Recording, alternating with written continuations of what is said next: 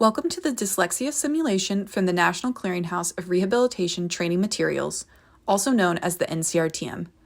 We're the central portal for vocational rehabilitation, or VR, information for individuals with disabilities, VR professionals, and the public. The NCRTM also offers members of the VR and education communities an avenue to contribute and gain visibility for their work.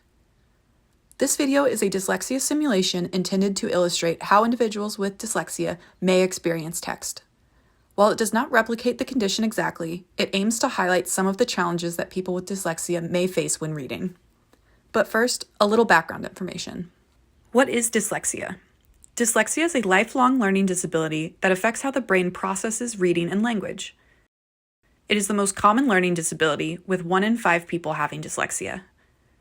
Dyslexia impacts language processing and varies from person to person. It often appears differently for children versus adults and can change over time. Source: The Prevalence of Dyslexia, a New Approach to Its Estimation. How does dyslexia impact someone? While dyslexia presents differently in every individual, generally, people with dyslexia may have difficulty with decoding, the sounding out of words, encoding, the spelling out of words, and fluency, reading and comprehending at a consistent pace. Someone with dyslexia may also miscomprehend when reading, mix up letters, have difficulty spelling and writing, benefit from accommodations and assistive technology such as screen readers, reading rulers, grammar and spell checkers, and smartphones. Dyslexia simulations. Now onto the demonstrations. What might text appear like for someone with dyslexia? Let's take a look. Keep in mind that this is not an exact reflection of what a person with dyslexia may experience, and each individual's experience varies. This first example demonstrates how text could seem to be 3D on the page.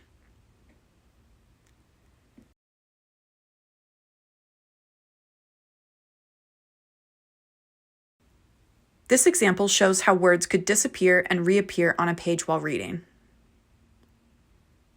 This example shows what happens when lines of text could appear wavy.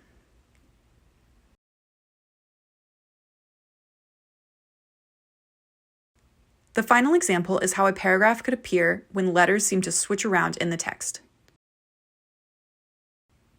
Let's listen to what the text actually reads.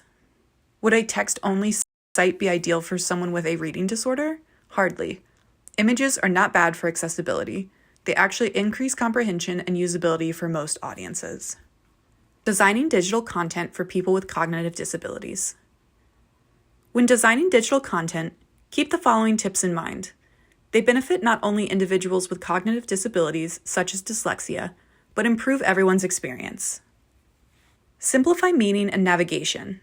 Use clear, sans serif fonts, avoid underlining and italics, and ensure adequate spacing between lines and characters. Enhance visual design. Use large fonts and ensure sufficient color contrast between text and background. Use clear content structure. Use hierarchical headings, lists, and bullets, simple tables, and simple forms. Make multimedia, images, and interactive content easy to understand. Provide alternative text, transcriptions/captions, audio descriptions, and avoid distracting animations and flashing elements. Source: Designing digital content for users with cognitive disabilities. Closing. We hope you found this demonstration helpful. For more information on how to ensure your content is accessible for everyone, visit the NCRTM's accessibility resource page at ncrtm.ed.gov/accessibility-resources. This is also linked in the YouTube description box below. The contents of this video were developed under contract number 91990023D0037-91990024F0377 from the U.S. Department of Education. The department does not mandate or prescribe practices, models, or other activities described or discussed in this video. The contents of this video may contain examples of, adaptations of, and links to resources created and maintained by another public or private organization. The department does not control or guarantee the accuracy, relevance, timeliness, or completeness of this outside information. The contents of this video does not necessarily represent the policy of the department. This video is not intended to represent the views or policy of or be an endorsement of any views expressed or materials provided by any federal agency. EDGAR 75.620.